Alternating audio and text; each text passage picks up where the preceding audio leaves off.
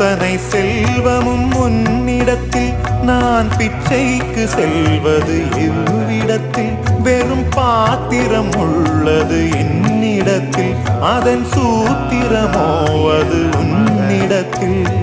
ஒரு முறையா இருமுறையா பல முறை பல பிறப்பெடுக்க வைத்தாய் புதுவினையா பழவினையா கணம் கணம் தினம் என்னை துடிக்க வைத்தாய் பொருளுக்கு அலைந்திடும் பொருளற்ற வாழ்க்கையின் புறத்துதே உன் அருள் அருள் அருள் என்று அலைகின்ற மனம் இன்று பிதற்றுதே அருள்